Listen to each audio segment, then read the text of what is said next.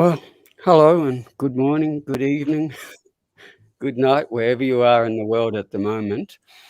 I'm Andre Loy. I'm the International Director of Regeneration International, and I'd like to introduce you to the host of this session, the Trails of Regeneration. Oliver Gardiner is our Regeneration International video maker, and he is the person who has produced all the videos you're about to see. So I'll hand it over to you, Oliver, and if you would like to introduce the videos and tell people about them. All Sure. yours. Thank you. Thank you, Andre. Thank you for the opportunity. And thank you for everyone who's taken part in this People's Food Summit. What a work that is. 24 hours of online eventing. You know, some of us in the team here haven't slept. So thank you to them. Thank you to Corey, Scott, and everyone out there. So yeah, this is the Trails of Regeneration session. Trails of Regeneration. So yeah, I've been trailing around the planet, finding stories and making some low-cost videos. Basically, that's it. So how did it all start? Well, I was sent to Myanmar one day to go and film a demonstration for this drone technology that shoots pods that plant mangroves. Anyway, that's a story that we won't go into. But Trails of Regeneration stems from this assignment that I had where I was in an NGO office, and I came across this little booklet called Organic Farming in Myanmar. And as I was going through it, it was extremely detailed, and it was all written in Burmese, so I couldn't really understand, of course. But through the photos, you had all these different composting techniques and seed saving techniques. So I thought, wow, who are these people? And then I heard a voice in the back of the office. He said, it's because the farmers are exposed to very dangerous pesticides in this country, and they need to stay away from them. And the reason why they are exposed to them, it's because they don't own any land, and the rich land owners who do employ them, well, they use them as low-cost labor, and they use low-cost illegal pesticides. It's not even Monsanto. These are pesticides and fertilizers that are not regulated by any government, and that are coming mainly from China and Thailand. And so there's the people behind this this little organic farming booklet guide are training farmers who have been, let's say, addicted to these chemical practices, to learn them traditional ways of farming. And so I thought to myself, well, wow, that's an interesting trail. And so I decided to go and make a story, to go and meet these people and just to interview them. And so yeah, so we're going to look at this episode called Golden Ground of Shan. So Golden Ground is the organization that trained farmers into organics. And this was the first trail. This was the first story trail of Trails of Regeneration. And you'll see that, so this was filmed in two parts. The first part where I went up there and met the people. And I went up there with Susan, who's now my partner, who helped me film and translate the interviews. And then we came back a second time. We came back with you, Andre, to organize a workshop with these farmers. So Regeneration International and Golden Ground worked have been partners. A partnership which is now rather complicated, since the situation in Myanmar, the political situation in Myanmar is very unstable. Yeah, please. So we're going to watch this video now. Golden Ground of Shan, Trails of Regeneration.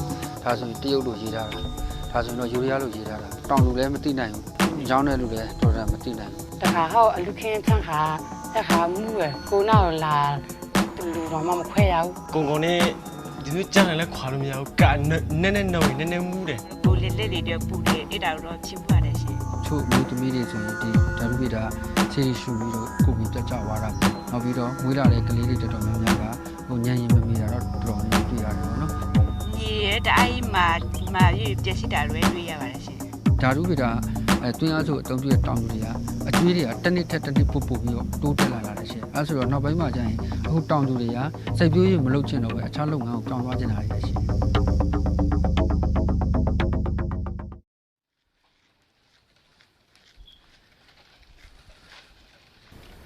အရင်တော့လောက်နေအခုလောက်နေတော့ကွာချအရင်တော့တော့ချီတဲ့တိတ်မထဲရဘူးမြေဩဇာလည်းတိတ်မသုံးရဘူးအခုကတော့ချီတဲ့မြမရမြေဩဇာလည်းမြမရတယ်လက်စားအငှားရလဲငှားခါအစေးကြီးရအများကွာချတယ်အရင်တော့လောက်နေကျမတို့တဘဝခါတိုင်းကအဖေတို့တုံးကဆက်ခဲ့တာတဘဝနဲ့ဆက်ခဲ့ရတာတော့အောင်မြင်ပါတယ်ဒါပေမဲ့အခုနောက်ပိုင်းကတော့ဓာတ်တူပစ္စည်းနဲ့စိတ်တာအောင်မြင်ပါတယ်ဒါပေမဲ့အကျိုးတွေကတအားထူထတော့အဆင်မပြေပါဘူး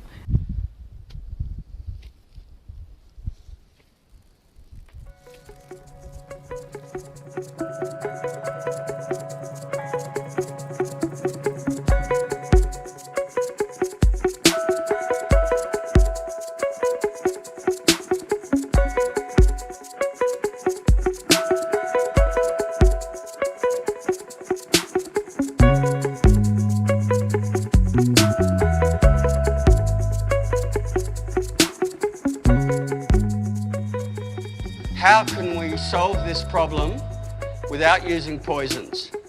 How can we use nature? Plants we can use as bioinsecticides, already growing here wild. This grass has its defences against the caterpillars. It has sharp silica hairs. Those hairs are like glass, and they cut. Be very careful because you'll feel lots of little bits of sharp hair. Those sharp silica hairs, they cut up the caterpillar and that breaks the breeding cycle. This plant here, the Desmodium, it suppresses weeds.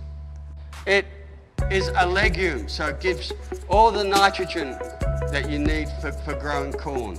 You don't have to buy any nitrogen fertilizer.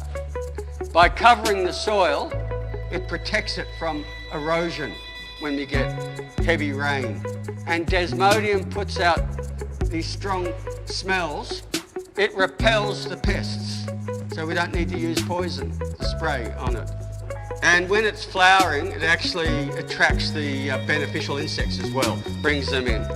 And it's very good stock feed. Farmers in Africa now will periodically cut this and feed it to their cows. And this is your native Desmodium that I've just picked.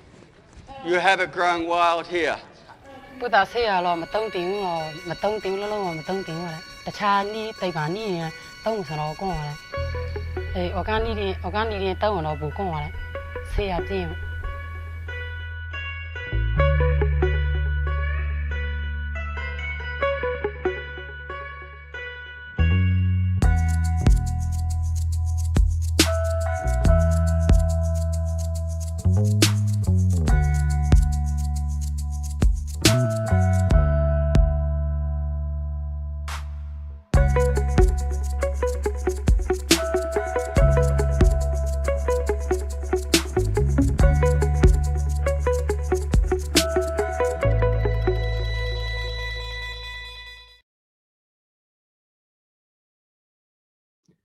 There we go, and a big thank you to OCA Organic Consumers Association and Kiss the Ground for supporting this work, for supporting Trails of Regeneration.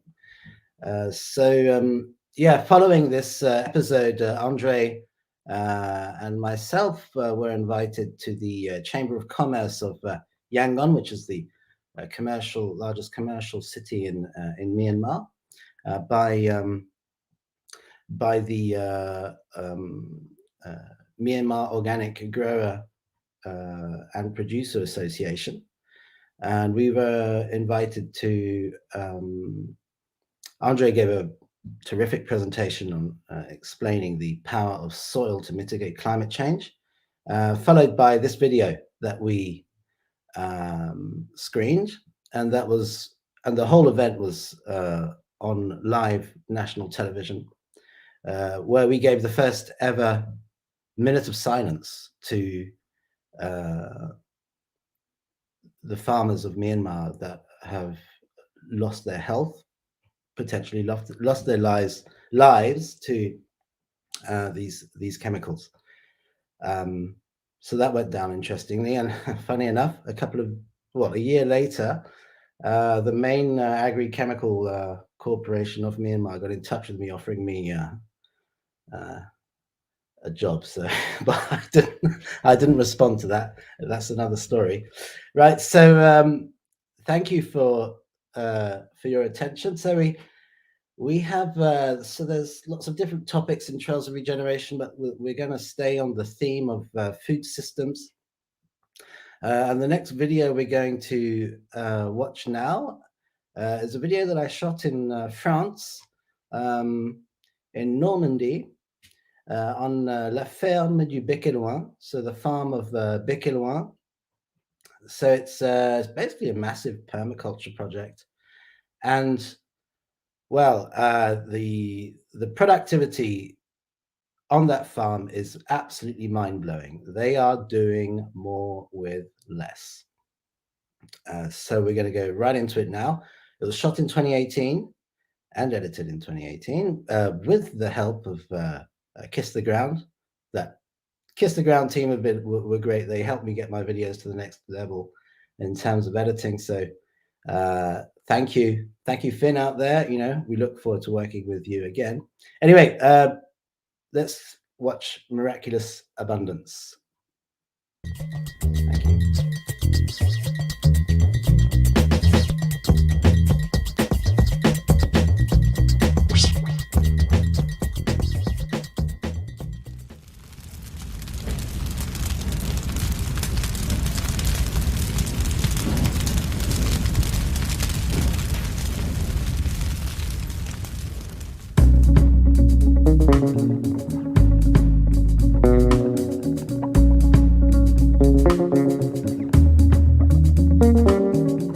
Le carbone, c'est pas compliqué, hein. Il est soit dans l'atmosphère, et s'il s'accumule dans l'atmosphère, il contribue au changement climatique, soit il est séquestré dans les sols, et là, il rentre dans la dynamique de la fertilité. Ici, à la ferme du Béqueloin, c'est presque devenu un peu obsessionnel d'enrichir la fertilité de nos sols, avec des moyens très simples, en utilisant uniquement de la matière organique. Et il y a une étude belge a montré que la vitesse d'enrichissement de la terre de nos jardins était jusqu'à 26 fois au-delà de l'objectif des 4 pour 1000. We want to make sure that in the coming years, everybody is going to be able to eat. With this type of farming, we're trying to use as less water as possible, have the least impact on the planet as possible. And water is one of the challenges the planet has to face now. So what we have here is maybe the biggest pond of the farm, or at least the biggest system of ponds that are connected to each other. We collect the rainwater in those ponds, connected by a small stream that we've created. And the water system goes under the soil, and by what we call capillarity, it will let the plants go deep into the soil and get the water that they need. The deeper a plant goes, the more nutrients it can expel from the deeper soil. So it's perfect for the soil life and for fertility, of course.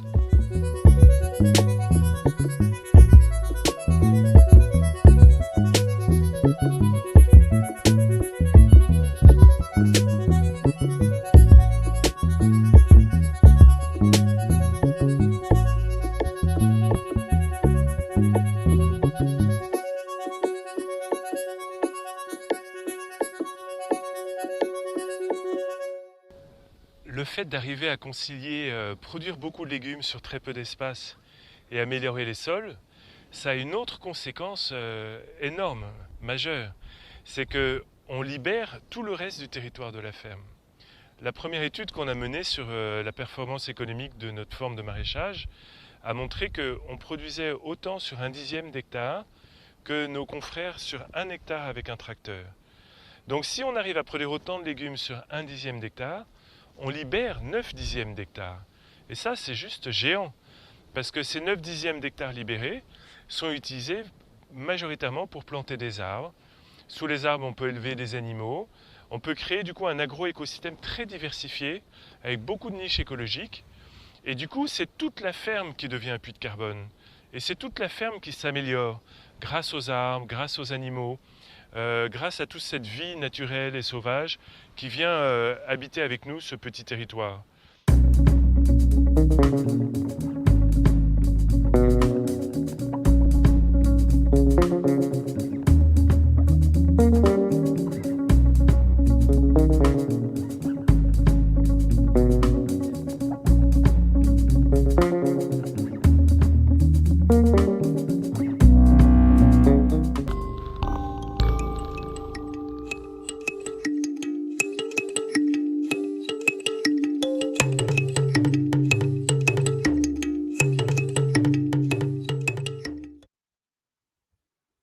Yeah, so there you go. That was Miraculous Abundance with Charles et Perrine from La Ferme du Bec et Loin.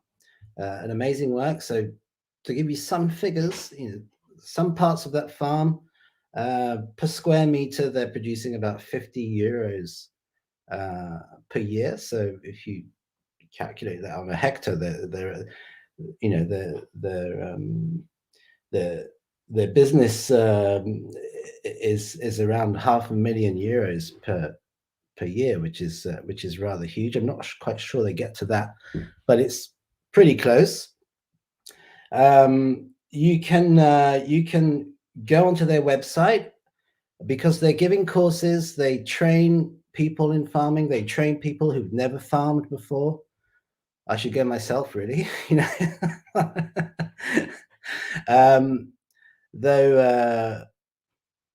So yeah, you should check them out. Check them out on social media. They're quite active. They've been doing they do lots of live videos as well, and they have a book called Miraculous Abundance, where they tell their story from scratch. They were actually filmmakers, and they started when they started. They knew nothing about farming. So that's that story wrapped up. Let's go to the next one. So now we're going to go back to Asia, and we're going to go to the Philippines, and we're going to hear from the smallhold farmers, and what they're seeing on the ground. So yeah, I don't have much time, so let's just go straight into the next video. Agroeco Philippines. Thank you.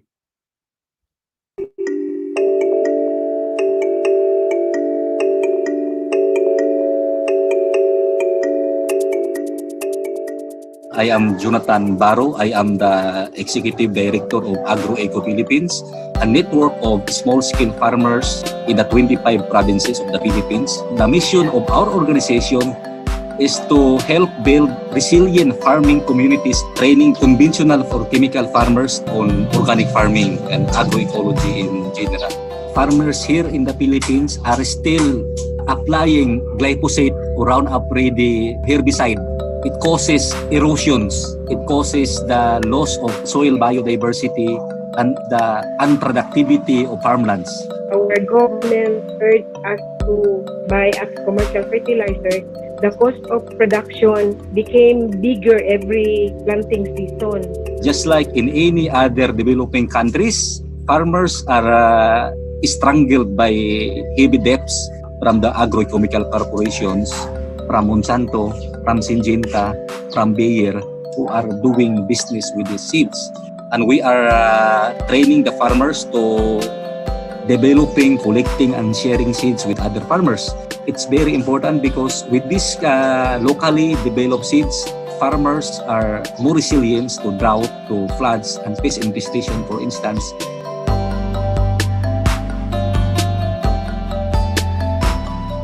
Farmers are very instrumental in addressing climate change. They are the one who can really feel the impacts of climate change. And with their farming practices, they can contribute so much to sequester carbon dioxide from the atmosphere to the soil. We are practicing regenerative agriculture to return the microorganisms that feeds back to the plants. Using the system of rice intensification, we only use a minimal amount of water, sequestering carbon and methane back to the soil.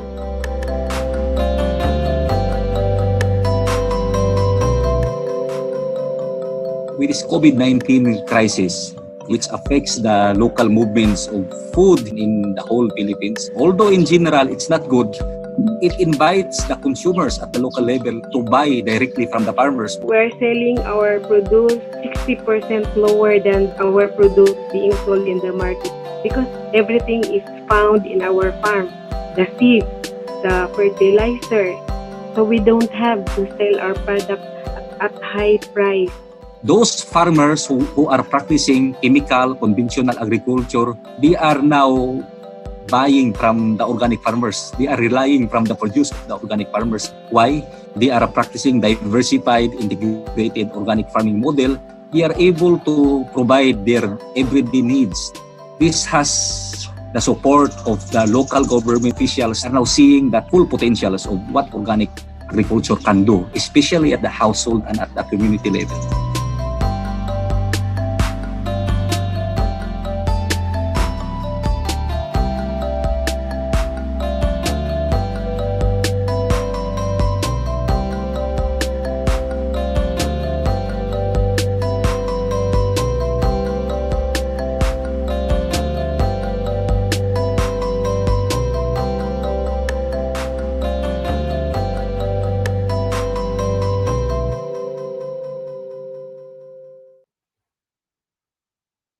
Okay, well, thank you for watching. I think we had a latency problem. Well, I had a latency problem, audio video at the end. So sorry about that. We had a technical issue just before this where all the videos we uploaded on the stream link disappeared, and we had to upload them again, which means I think now we might have a latency problem with the next videos. So either we can try another one. Koi, what do you think? Should we try another one, or should we stop there and should we just go on talking? Well, I'd say go ahead. Let's try another one, but let me know right now and then talk for a little while so it has some time to load first. Okay. Let's talk for a little while. Andre, let's have a chat about. Let's just talk about smallhold farmers in the developing world. Confronted by progress in agriculture, modern progress in agriculture, and progress vs traditional farming. And the realities of it, because all the governments around the world think that the future is chemical fertilizers and lots of pesticides, and also there's no future for smallholders. It's always been get big or get out. Consequently, we have an exodus of farmers, and it's massive. There's actually millions of farmers leaving every year, and sometimes they're leaving by suicide because of the amount of debt that they have.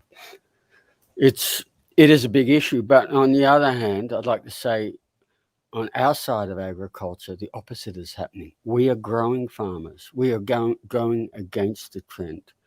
And the 3 videos that you saw today show exactly what we're doing. We're building these highly resilient agroecological farming systems, actually regenerating the whole farming system. And so these farms are profitable. I think the last 2 videos France and the Philippines said everything. In the Philippines, in the COVID-19 pandemic, these smallholder farmers, these biodiverse farmers, these are the farmers who are feeding their communities. The industrial system has failed. It's actually, I just was reading today, it's the same in Lebanon at the moment. Lebanon, the whole economy's collapsed for a whole range of reasons, not just COVID, but also totally incompetent, corrupt government. Once again, it's diverse, regenerative, organic, agroecological farms that are providing the bulk of food. And the fact is, that has always been the case. 80% of the food in the developing world is actually grown by smallholder farmers.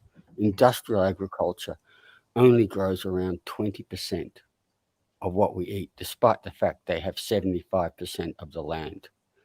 They are most inefficient. They're not there to grow food, they grow commodities. It's a very different issue.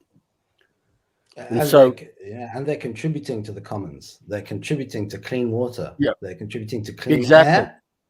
Climate change. Yeah. Exactly right, Oliver. Yeah. Somebody once said to me, if you want to know if a farmer's doing something right, if he can drink the water that's off his farm, he's doing something very right.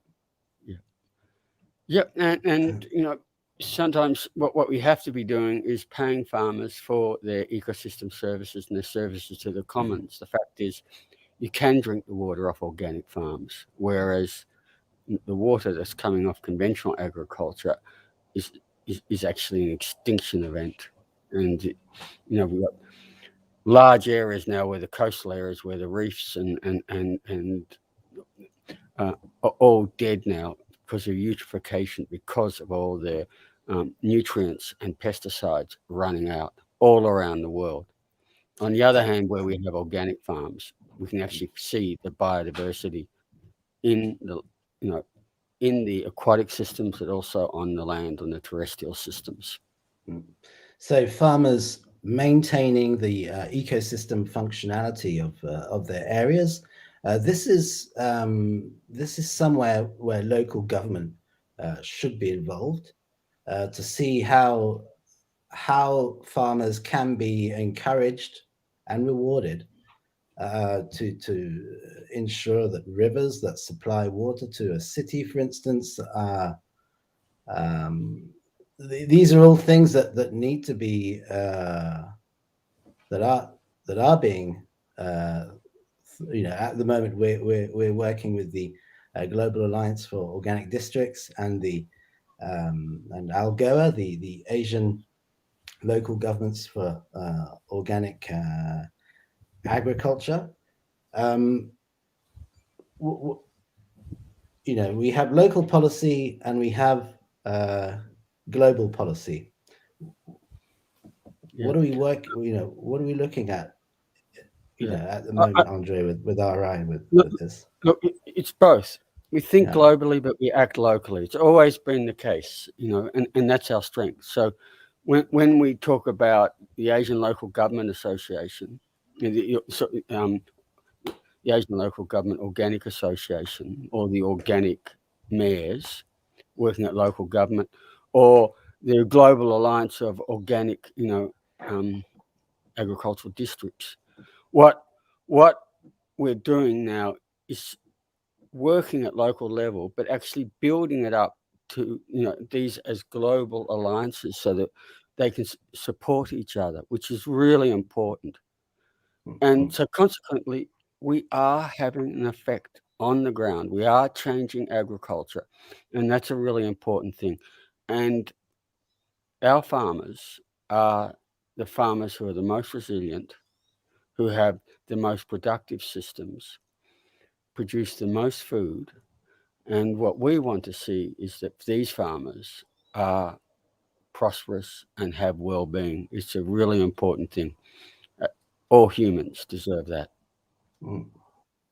Thank you, Andre. So we encourage everyone to reach out to your local government and discuss about these topics. Express your your opinions and your concerns and your ideas.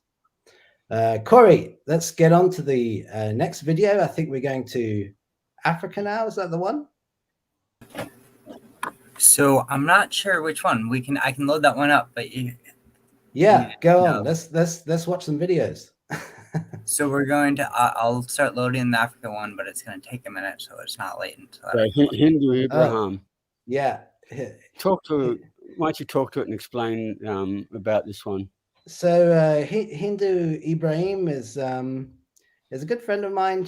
I met her at the COP13.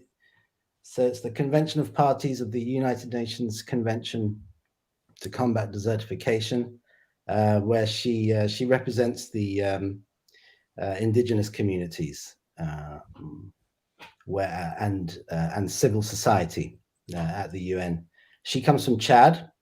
She's an environmental activist, and she is from the Mbororo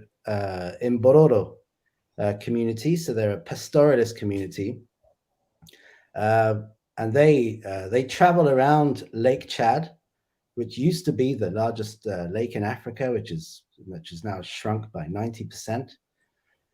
And so they go from place to place with their cattle, and of course, wherever they go, their cattle can overgraze and cause land degradation. So there has been some serious security issues. There's been conflict between pastoralists and farmers and landowners. So she came up with an idea, really interesting concept, where they, thanks to technology from the World Meteorological Organization, thanks to one of their satellites, they managed to map the whole area where they move their cattle around, and they got them to, they got them. We're going to run out of time. We'll have to play it soon. Okay. Well, anyway, the story's there in the video. So let's just shoot. Thank you.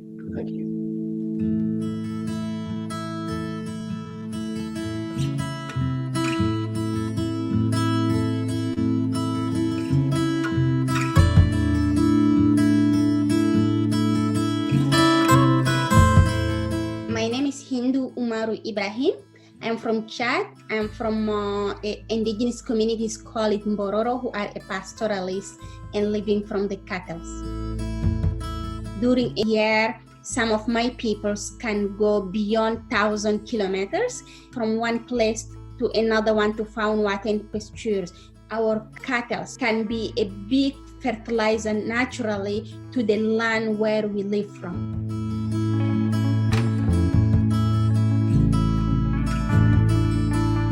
When I heard firstly from the COVID-19, I'm like, wow, what is this thing? If it's come to my place, if it's come to my community, we will be all done. The majority live around the Lake Chad, who is the bigger fresh water in Africa. The lake loses 90% of his water.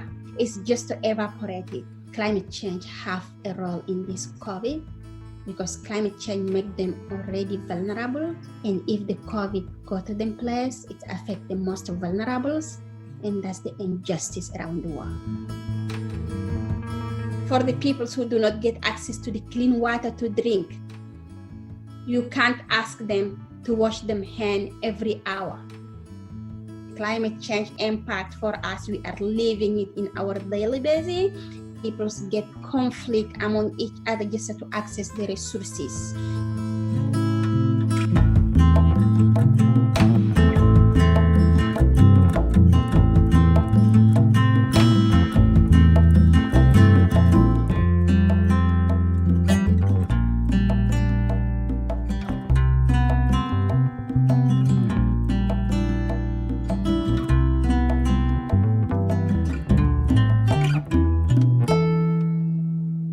And then when the soil gets fertilized, in our way back after months, we can find better pastures. So our nomadic life can help the ecosystem to get regenerating in a natural way. When we experience the climate change, our own solution coming from us through our traditional knowledge. When we see certain birds that migrate from the north to the south, that is going to be the end of the rain season. So they are giving us a sign. And as well as our cattle, just when they lie down, when they cry, when they move, that's giving us a lot of information that we use. And that's the same indigenous people's traditional knowledge around all the world are based on the observation of the nature. You cannot eat if you do not protect your soil. You cannot drink if you do not protect your water. You cannot breathe a clean air if you do not stop your greenhouse gases. Our Mother Earth is mad. She is mad because we are mistreating her. When we see like the sickness can affect everyone, and you are head of a state, or you are homeless, or you are indigenous person, we must learn that climate change is the same. My people are there, indigenous peoples around the world are there. They are front line of climate change, but they are also a solutions. They are offering to you, head of the state, head of government, who never listen to us. And now they have to listen to us. We are there and we are watching them. Listen to our wisdom and respect the nature.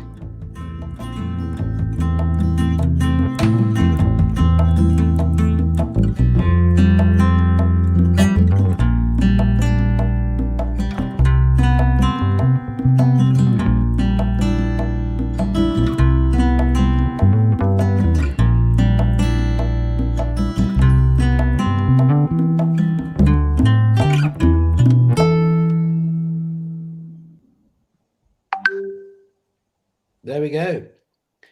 So that was Hindu Umaru Ibrahim. Thank you for your attention. Thank you for watching. I think this is the end of our Trails of Regeneration segment. You can find all the Trails of Regeneration videos on the RI YouTube channel. We have a playlist there. We'll be coming up next year with some new episodes. 2 new episodes are going to be coming out about a project in the Philippines where former jihadists have exchanged their weapons for gardening tools. A really powerful story coming up next year that we will be widely sharing. So stay tuned. Thank you, Andre, for having me. I know you pushed really hard to get this Trails of Regeneration segment through, and we had it done despite all the technical challenges that happened, that include my power supply grilling last night. I'm on 45% battery, which is great. I'm going to have to run around, find a plug, because I got a bunch of videos to edit. Yeah, thank you, Corey, for your support. Thank you for all the team. And yeah, we look forward to catching up with all of you watching us here. Please, please comment, please like, please share, and please stay tuned with RI and Trails of Regeneration. Thank you.